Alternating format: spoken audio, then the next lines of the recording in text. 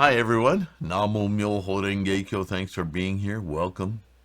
I hope this video finds you healthy, and your relatives, your family, your friends all healthy. As you know, or maybe you don't, maybe this is your first video here. There's a tremendous resource that I continue to build on this channel of hundreds of videos. Some are just random subjects on Buddhism.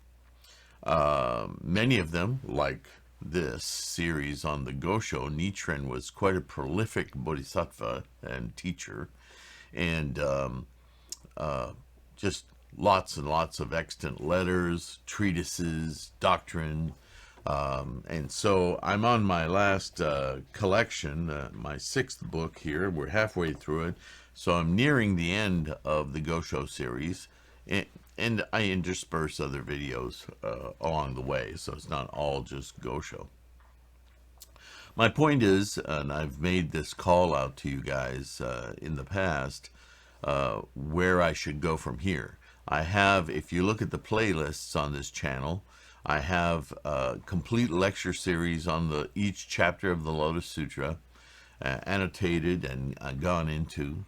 I have several on perfection of wisdom. I haven't taken it apart chapter by chapter, but that's a possibility for the future.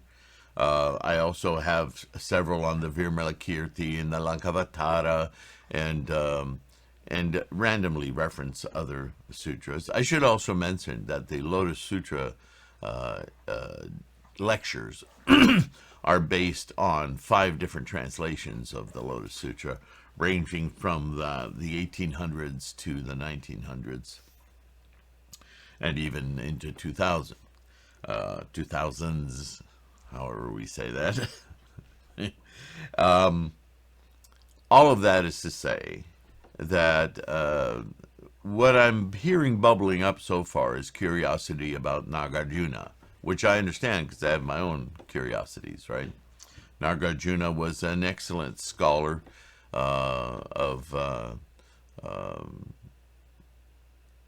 from India,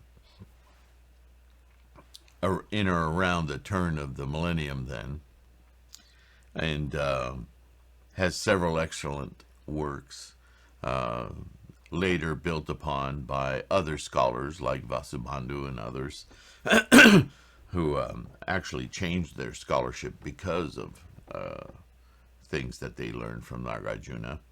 Anyway, so right now I'm thinking that a not oft talked about commentary writing analysis by Nagarjuna called the 12 Gates might be an interesting one to do, because I haven't seen that anywhere.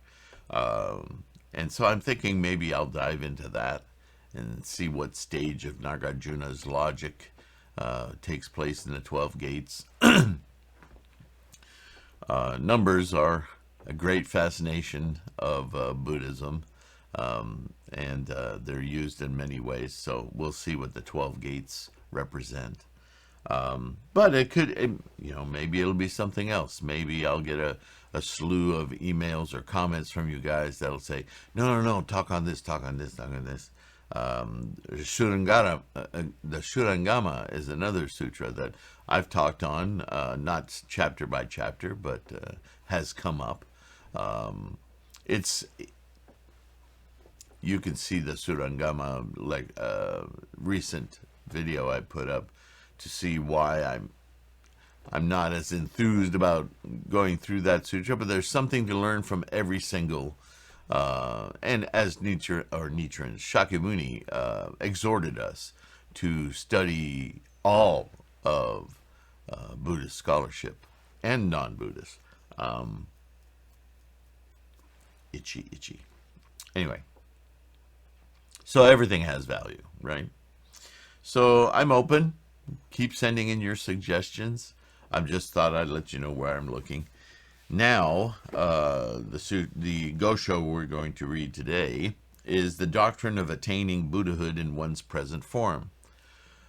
Well, that's kind of what we're all up to and what we're all trying to do, isn't it? So this should be an interesting one. It starts off immediately with the question and answer format. It's thought that this was written to a lay nun by the name of Myoichi. Not a lot is evidently known about her, or if it is, it's not in the publication I'm reading. It's given an epitaph by Nichiren on the 14th day of the 7th month, replied to Myoichi Nyo. So it's definitely a woman, and she may or may not be related to one of the six senior disciples around Nichiren, possibly Nisho, but that's not known for certain. Sometimes it's helpful to know the gender or the person to whom Nichiren is addressing a letter. I think it's more important to know what he's discussing in the letter. That's where our scholarship comes from, right? So, he's going to discuss the relative position of different teachings in his day, those who are traditionally extant in the culture, and with whom Nichiren takes issue with, to reintroduce the scholarship of Shakyamuni in the ultimate teaching of the Lotus Sutra, which for some reason over several hundred years in Japan has been lost and relegated to a lesser teaching for several reasons we've discussed in the past. So we're going to revisit some of that, but this is good because I don't know why my upper lip and nose are itching me so much. I apologize. It's probably just dry skin. Go figure amongst all this rain.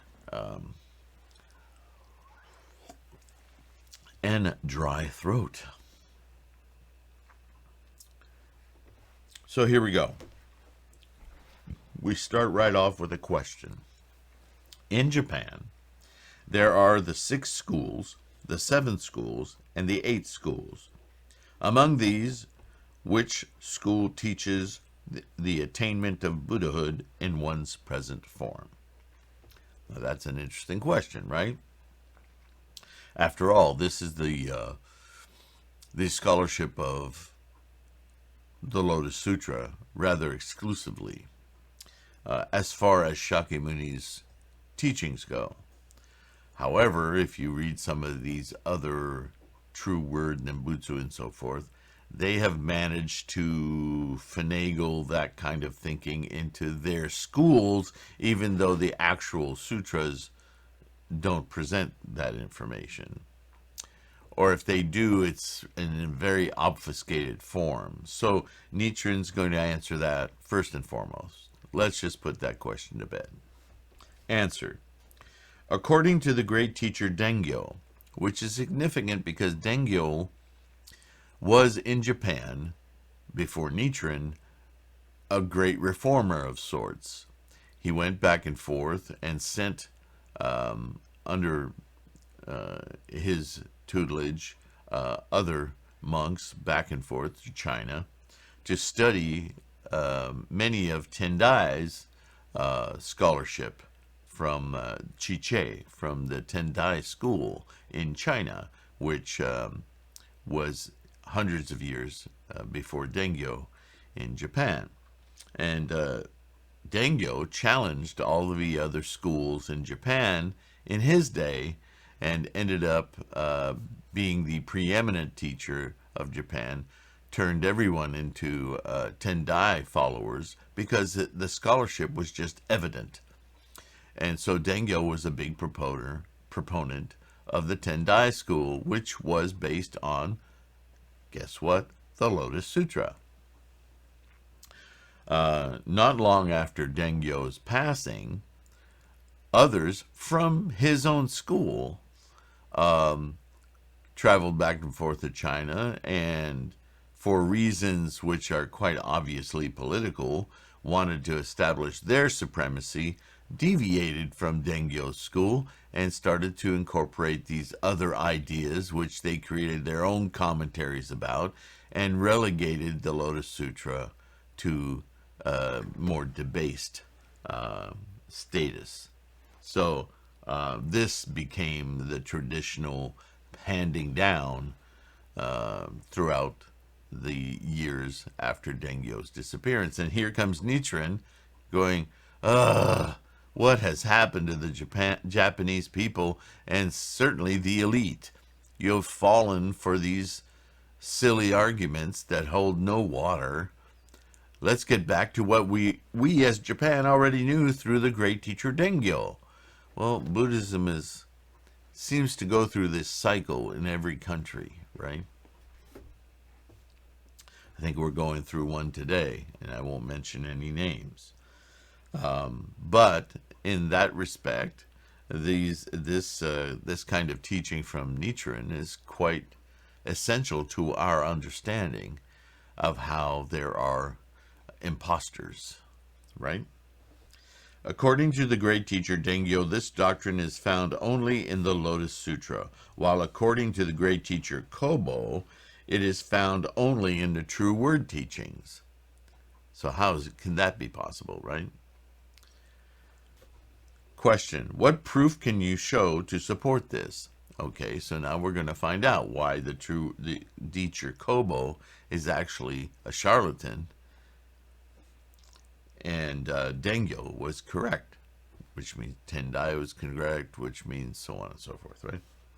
Answer: the great teacher Dengyo states in his Outstanding Principles of the Lotus Sutra, again, I point you to the fact that this is a writing by Dengyo, a commentary, if you will, on the Outstanding Principles of the Lotus Sutra. So when we read scholarship, it isn't just the sutra that we're looking at. Certainly, if we follow the teachings and the proper order of the sutras, as has been done by Tendai and others, we will certainly be reading the scholarship, in other words, the scholarship of Shakyamuni himself.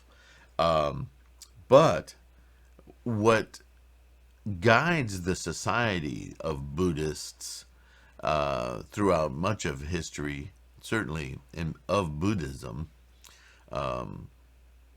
are these teachers' commentaries that relate or interpret these ancient teachings for their day, the capacity of the people of their time, right? And so Outstanding Principles of the Lotus Sutra is a teaching by Dengyo obviating the scholarship of Shakyamuni's teachings. You follow? Just like this Gosho is our way of understanding the scholarship of Shakyamuni through Nichiren's scholarship, Nichiren's doctrinal eye, if you will.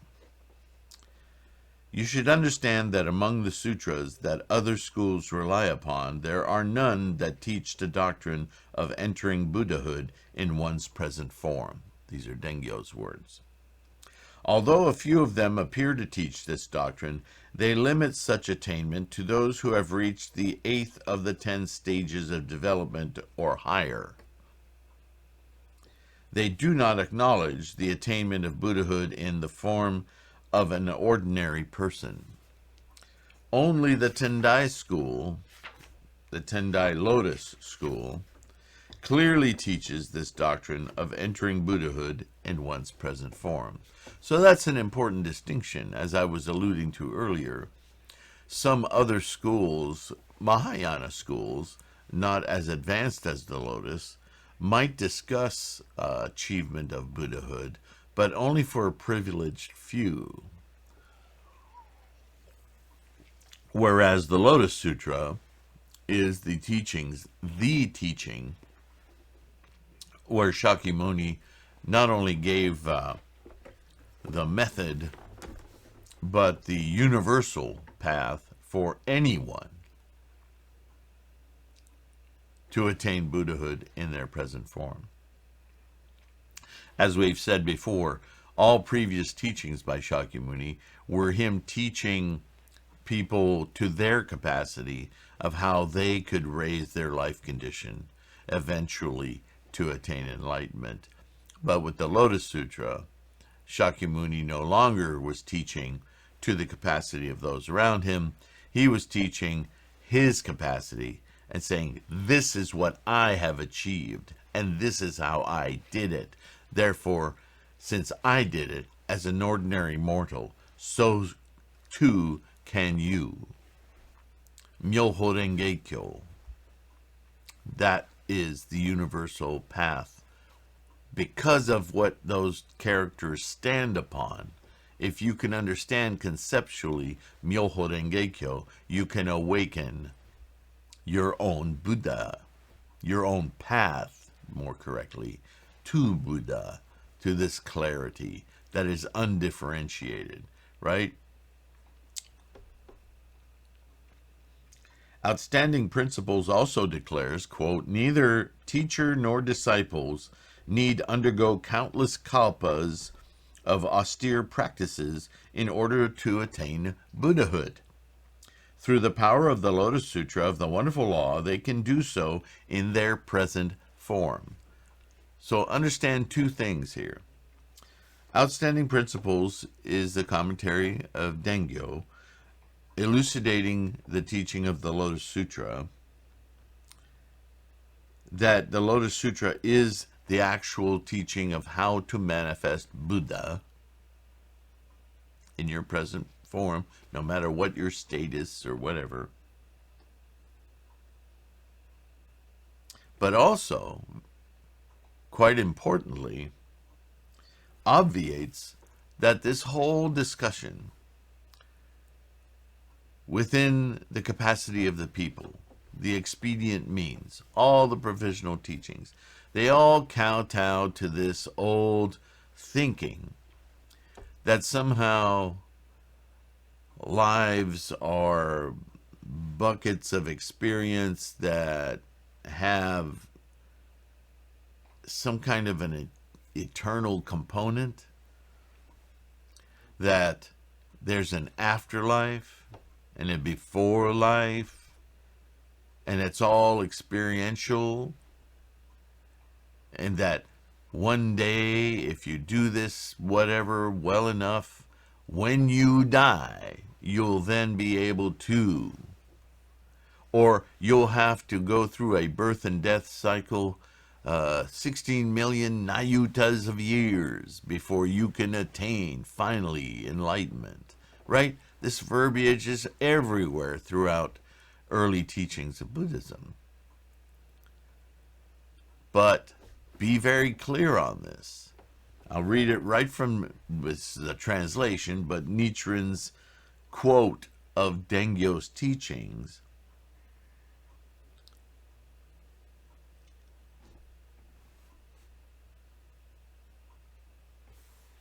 Neither teacher nor disciples need undergo countless kalpas of practice in order to attain Buddhahood.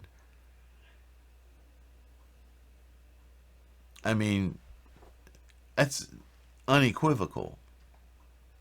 And just to make sure you understand what that means, this goes back to something I talk about all the time, is that life is a series of moments. Moments are like points. Points are not things.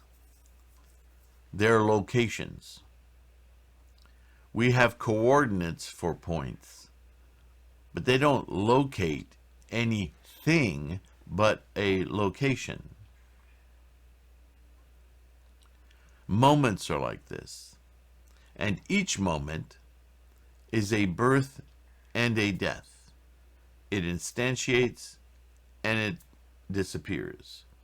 It instantiates, and in light of the dissection of Nagarjuna, we know that an instantiation is a formation. There's an what's the word?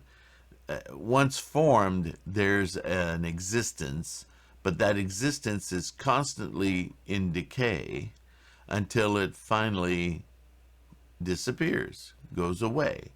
So what does it come from? What does it go to?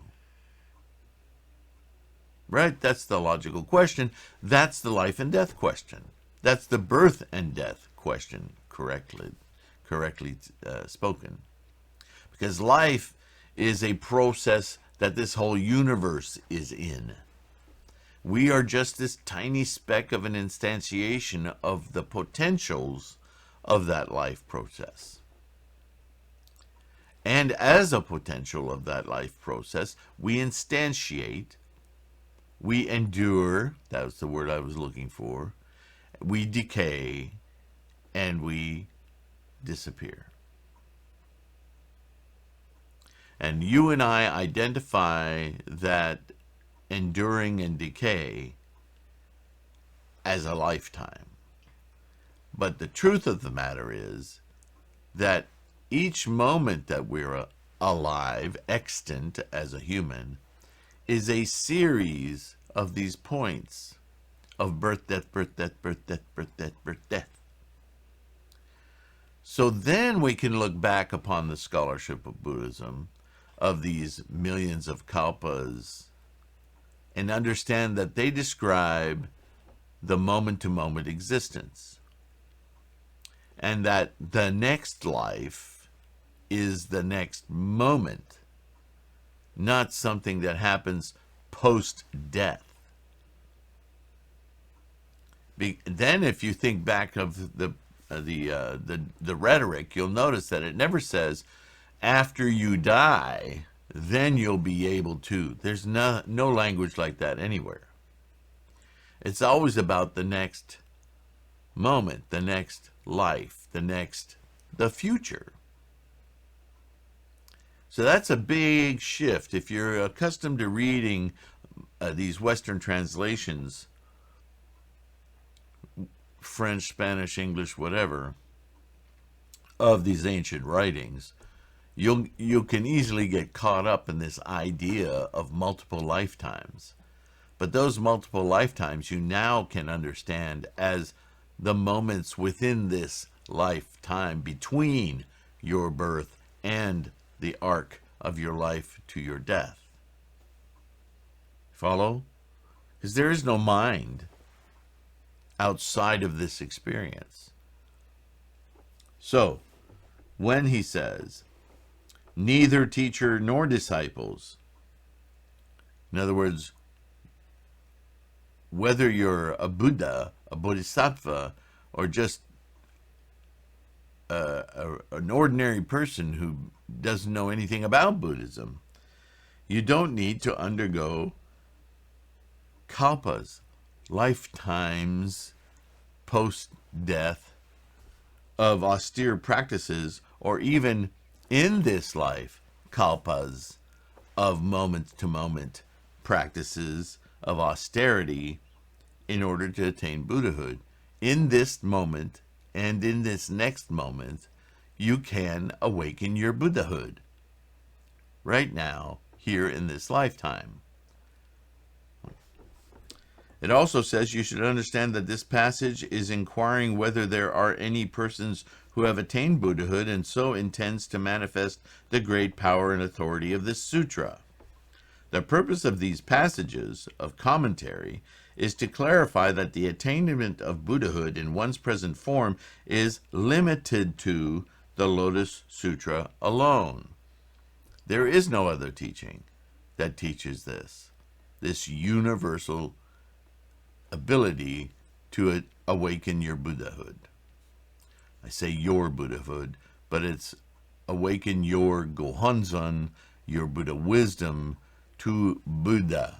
Buddha is a state of knowing, and if it were, strictly speaking, your Buddhahood, then that would be a distinction. But the distinction is in the your path to it.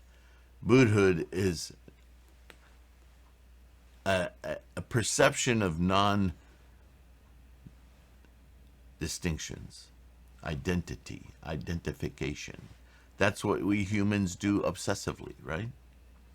And to attain Buddhahood is to no longer do that. That's what allows you to be objective about life and amazed by it without being attached, which precipitates suffering, right? Question: what evidence can you show that would indicate that the opinion of the great teacher Kobo? Answer: in his comparison of exoteric and esoteric Buddhism, the great teacher Kobo states, quote, "The treatise on the mind aspiring for enlightenment says, only in the true word teachings can one attain Buddhahood in one's present form, because these teachings expound the practice of samadhi meditation," which we learn a lot of in the Shurangama, right? "No such exposition is to be found in any of the other types of teachings. I would like to point out that this treatise represents the secret storehouse, the heart and core of all the 1,000 treatises written by the great sage Nagarjuna.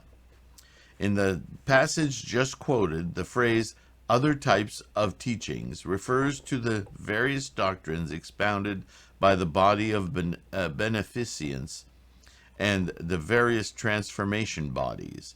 These are all doctrines of the exoteric teachings, but the words these teachings expound the practice of samadhi meditation refer to the teaching expounded by the body whose nature is the Dharma, and to the samadhi practice carried out in the esoteric teachings of the True Word School.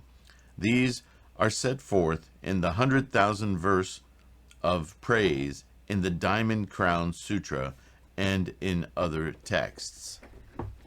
So, he's Kobo relying on interpreting Nagarjuna's discussions on enlightenment and other esoteric teachings and putting them all under the umbrella of the True Word School, which, by the way, the Shurangama is doubtful part of the True Word doctrine, and yet the Shurangama talks at length about samadhi. Anyway, this is the stance of Kobo, a teacher who was a student under Dengyo, but came to prominence because he moved away from Dengyo and had to stake his own ground. And being a scholar, which there weren't a tremendous amount of back then, most people just said, well, he must be right, and they just do what they're told, right? So this is how he comes to power. And then hundreds of years of history, it becomes just rote. That's tradition, right? Question: the opinions put forth by these two great teachers are as incompatible as water and fire. Which one are we to believe? Now you understand this format that Nichiren uses, right? These questions are his own. He's using them as a tool to teach. You obviously could ask this question, so I will formalize it and ask it, and then I will answer it. That's the form here. Answer: these two great teachers were both outstanding sages. They were very educated. They went to China in the same year, and they're both alike received instruction in the True Word esoteric teachings. The great teacher Tengyo had as his teacher of the two mandalas the Reverend Shun Xia. The great teacher Kobo had as his teacher of the two mandalas the Reverend Hui Kyo. So, different teachers. Both Shun Xia and Hui Kyo were disciples of Pu Kung, and the Tripitaka master Pu Kung was sixth in a direct line of succession from the thus come one Mahavarochana. From the standpoint of both the transmission they had inherited and their own accomplishments, the great teachers Tengyo and Kobo were valued by the people of the time as though they were the sun and moon. They were looked up to as if they were the minister of the left and the minister of the right. For a person of shallow learning to try to decide what is right and what is wrong is difficult indeed. Were I to do so, I would surely get a bad reputation throughout the land and call down great difficulties upon myself.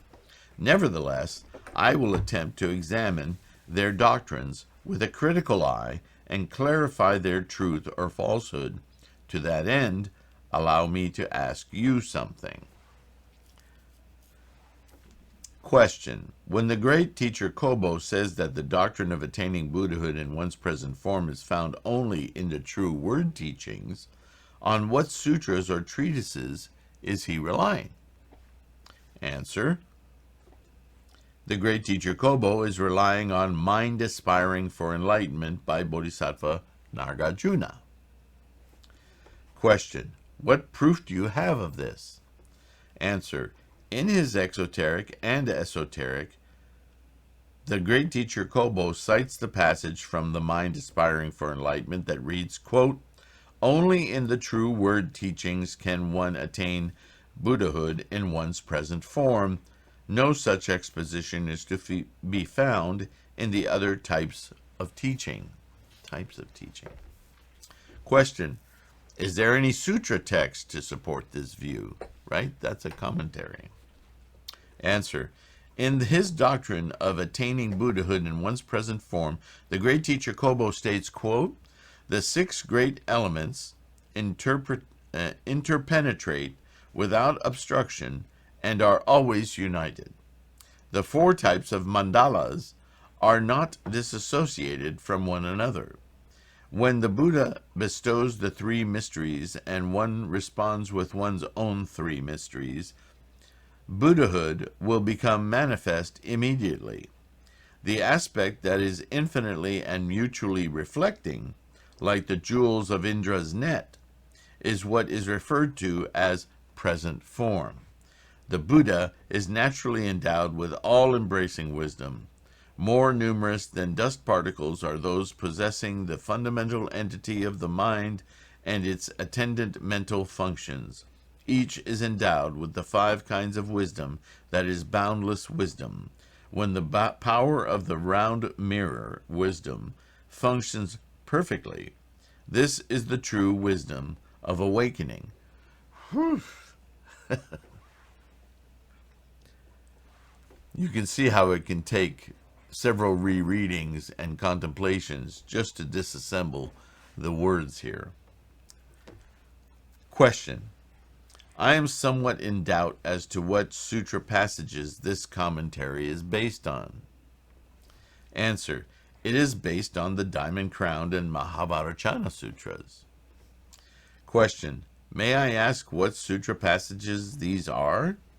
Answer. The great teacher Kobo cites as his proof this passage, quote, "The person who practices this samadhi can actually attain the Buddha's enlightenment," end quote.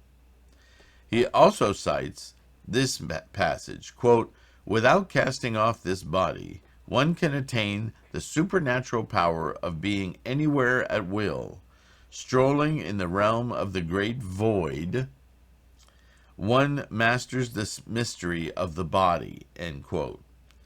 And this passage, quote, "I, MyoHoRenGeKyo, realize that I am originally unborn," end quote. And this, quote, "all phenomena are from the beginning unborn," end quote. So I recognize these quotes. And you have to understand, I have to put this subtlety in here. When this quote is, "I, MyoHoRenGeKyo, realize that I am originally unborn," well, that's kind of funny. Because MyoHoRenGeKyo is a creation of Shakyamuni's mind. So, of course, MyoHoRenGeKyo is unborn. He's an imagined Buddha, an emanation in the terms of these translations, right? Nevertheless, the point of the teaching is that our existence is something of a manufactured experience that the way we experience the world is the way we experience the world. I, you, Betty, Bob, Punjab, we all experience the world very particularly through our own lens of karmic energy, our own instantiation of that great potential that I reference all the time.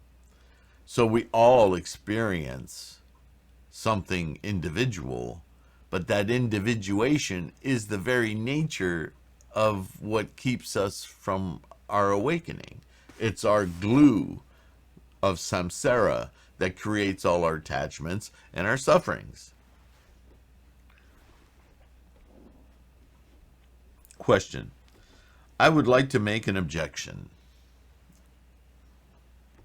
These passages are indeed from the MyoHoRenGeKyo and Diamond Crown Sutras, but one refers to the Thus Come One MyoHoRenGeKyo's attainment of enlightenment. Another asserts that the true word practitioner can acquire the 5 transcendental powers in his present body, and another describes how a bodhisattva in the 10 stages of devotion may, in his present body, move on to the next stage, the state of joy. But these still do not explain how, in one's present form, life, one can gain awareness of the non-birth and non-extinction of all phenomena, much less how one can attain Buddhahood in one's present form. Ta-da! Moreover, mind aspiring for enlightenment, on which Kobo bases his argument, is not even a sutra. To base one's arguments on a treatise is to commit the error of turning one's back on what is superior and following what's inferior. Yeah, but it sounded good. It also violates the Buddhist teaching that one should, quote, rely on the law and not upon the persons, end quote. Ta-da! The hypothetical questioner retorts, but the true word priests of Toji Temple speak ill of Nichiren, saying, quote, you are only an ordinary man, whereas the great teacher Kobo was a bodhisattva who had reached the 3rd stage of development.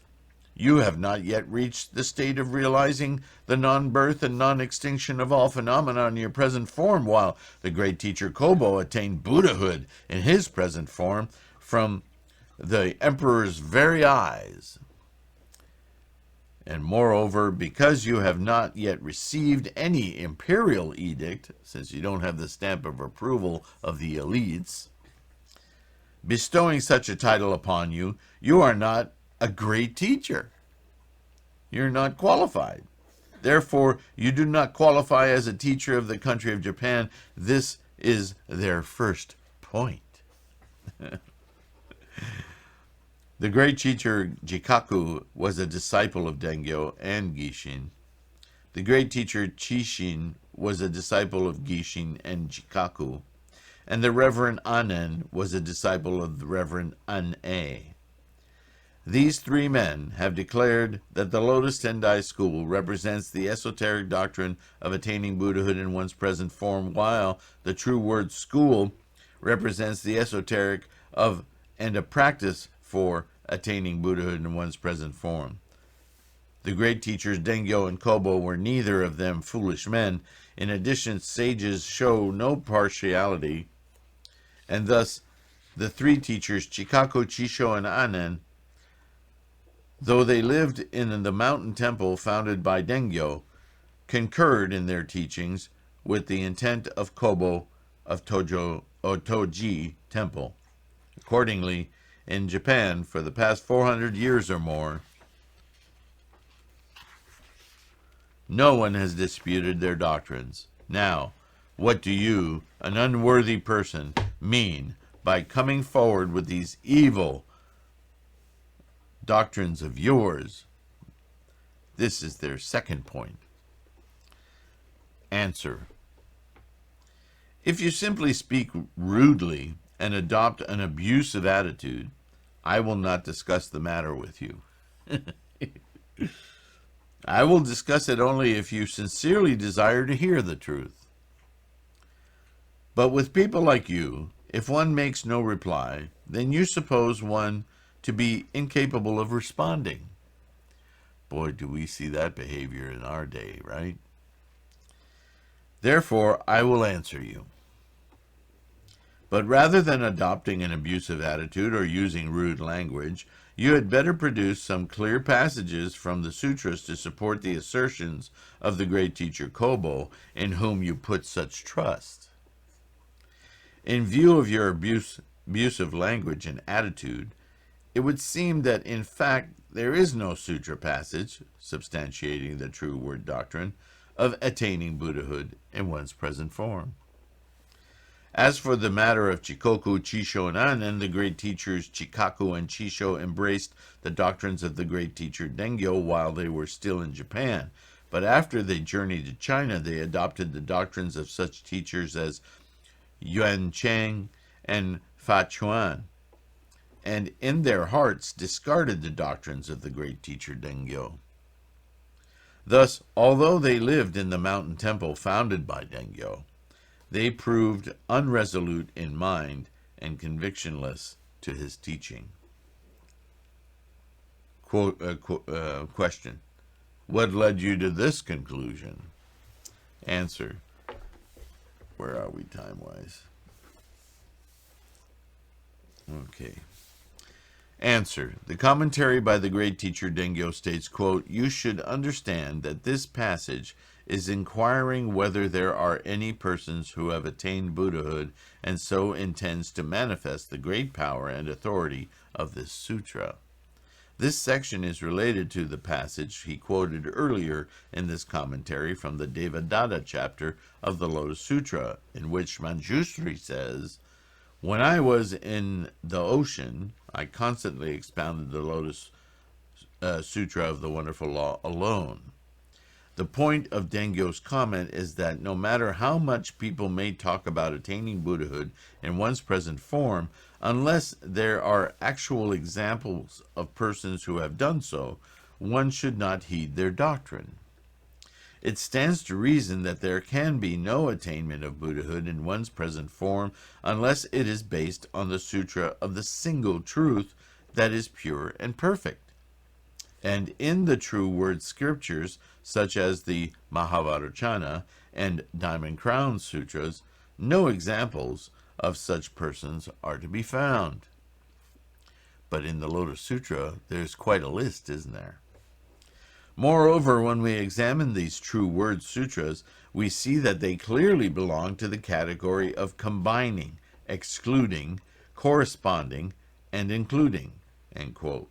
They do not teach that persons of the two vehicles can attain Buddhahood, nor do they even suggest anywhere that Shakyamuni actually attained Buddhahood in the inconceivably remote past. Were Jikaku and Chisho perhaps deceived by the commentaries of the Tripitaka masters, Shanwu Wei and Chinkangchi and Pukung? Chikaku and Chisho appear to have been worthy men and sages, and yet they tended to honor what was distant and to despise what was close at hand.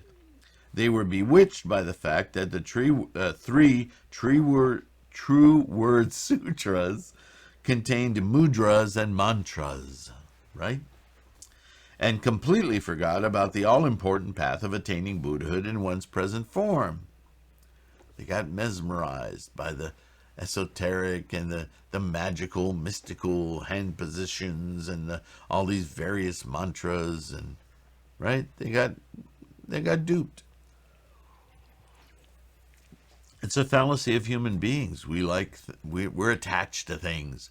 So when things beguile us, we tend to value those things. But that's the very equation of attachment and suffering, isn't it? Nichiren goes on, "Thus, although the persons on Mount Hiei today seem to be propounding the Lotus Sutra's doctrine of attaining Buddhahood in one's present form, they are in fact propounding the attainment of Buddhahood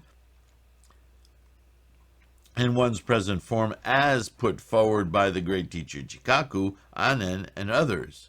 The attainment of Buddhahood in one's present form put forward by these persons is an attainment of Buddhahood in name, but not reality. In other words,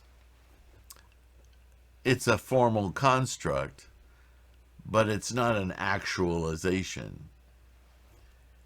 It's like a fashion show where you see these $10,000 gowns on display, and then you go to the store and you buy a $150 knockoff. It's not the gown. It doesn't have the precious jewels and threads and whatever, right? It's just something that looks like.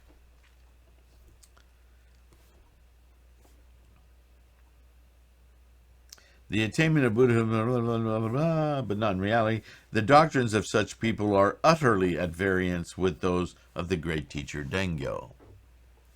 According to the great teacher Dengyo, regardless of whether or not one has cast aside the body subject to transmigration, remember all the conditions they were listing? No matter whether you've cast aside the body subject to transmigrations through delusion with differences and limitations, all the various life conditions that one might have. The intent of the Lotus Sutra is that one attains Buddhahood in one's present form. In other words, there are no obstacles. There are not qualifications. Anyone who chants Namo MyoHoRenGeKyo can awaken Buddha. Awaken their human mind to Buddha. Let's say it that way. But according to the doctrines of the great teacher Jikaku, if one casts aside the body subject to transmigrations through delusion with differences and limitations, it is thought that one has failed to attain Buddhahood in one's present form. People who propound such a view, however, have no understanding of what attaining Buddhahood in one's present form really means. So, before I do the next question, we've been, 45? Yeah, this is long enough video. We will continue with the next question. This will make more sense as we go. This is some pretty profound stuff, so, I ad-lib all of this stuff. So, if I've said something that's confused you or created doubt, please point it out in the comments so I can correct it right away. But I'm sure by the time we get through this, we'll have talked through it enough, and I certainly will have, where it will become clearer and clearer. But these question and answer periods with Nietzsche, he really delves deeply into a lot of the actual scholarship, commentaries as well as sutras. He always redirects commentaries which can go out there to... commentaries can be really good as explicating the original teaching to people that that are in your environs. We always do that, right, as humans. But they're also very subject to agendas and politics, wanting to be liked, all sorts of things, right? So always Nietzsche brings it back to Shakyamuni's words, right? He's very successful at that, and he's very brilliant at it. So sometimes some of these great teachers are also quite brilliant at pulling you away from the actual words of the teaching of a sutra, and by deliberately focusing on aspects they can twist in commentaries rather than Shakyamuni's words. And that's what's been happening here. So Nietzsche is trying to, uncluster that. Almost said something else. Anyway, thanks for being here. I'll let you go for now. Please stay healthy, be kind to one another, and I will see you in part 2. Just 1, 2. See you then. Take care. Bye-bye for now. Hey, thank you for being here. Did you know there's a third way you can help support this channel, and it won't cost you a cent? Yep. If you are not able to be a patron on Patreon or use the PayPal me at .com at Sifu Sylvain, because you don't have the financial fortune to help support this channel right now. You, as I say, always support this channel by watching, but you can also help us grow so that maybe one day we can get over 10,000 subscribers and YouTube will grace us with monetization. It's not a lot, but if you can make sure you're subscribed and share a video, like a simple one, just go into the search criteria and type monk, and you'll have a video that'll come up that's been up for years about what is a monk. You know, it's called monk, who, how, where, something like that. That might be a great introduction to somebody who doesn't understand what a monk is to begin with. It's a tool. Use this channel as a tool to help you with your bodhisattva practice, and share a video to somebody who you think, oh, I know somebody who'll benefit from watching this. And in that way, you can help us grow. And that's a really good way to help your practice along as well. So just wanted to drop that in on you in case that's something that you might find useful. Take care of yourself again, and I'll see you soon. Bye.